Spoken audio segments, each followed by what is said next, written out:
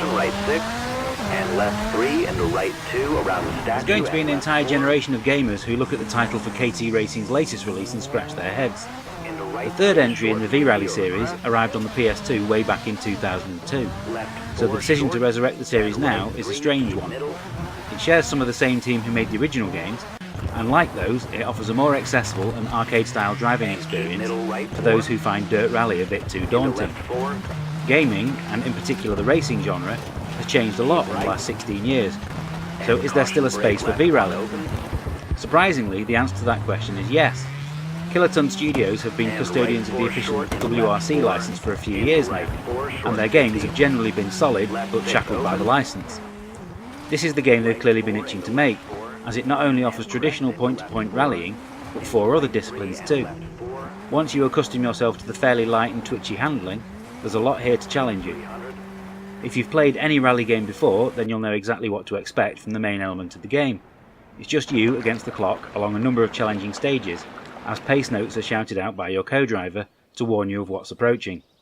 There's a nice variety to the rally locations, and they all look fabulous. Whether it's the mountains and deserts of Nevada, the snowy forests of Siberia, or the tight tarmac roads of Japan. V-Rallycross is the most enjoyable inclusion. These are 6-lap races on tight and intricate circuits against a field of opponents, where each racer must take the Joker route at least once.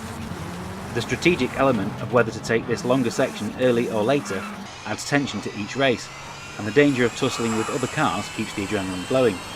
One tiny mistake can usually mean the difference between first and last place, so fortunately you aren't penalised for using the restart button.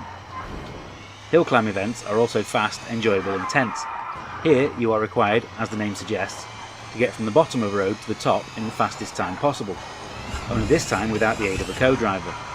Hillclimb cars are fast and nimble, making them great fun to drive, and it's these events that lend themselves better to the online leaderboards. I didn't find the buggy or extreme corner event to be quite as much fun. The buggies handled well enough, despite a tendency to flip over at the slightest bump, but the tracks themselves were a little bland. The opposite is true of the extreme corner tracks, which are obstacle-filled nightmares designed to showcase your control of the vehicle.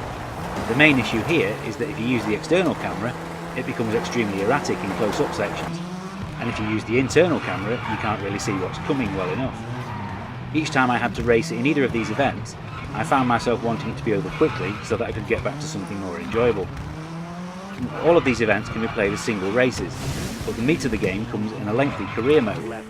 This has you not only buying your cars and choosing your races, but you also have to manage your team as well. You have to hire the right mechanics and engineers to improve your chances of success, but also remember to earn enough money to pay their wages at the end of each week. Unfortunately, there's a bit too much repetition here as the same races crop up again and again, and the car upgrades take a bit too long to unlock. On the whole, V-Rally 4 doesn't really do a lot wrong. The cars handle nicely, the variety of race styles on offer keeps your interest, and it looks great. Trouble is, it also doesn't do anything spectacular or memorable. You'll enjoy it when the controller is in your hand, but you'll be hard pressed to remember it in a month's time.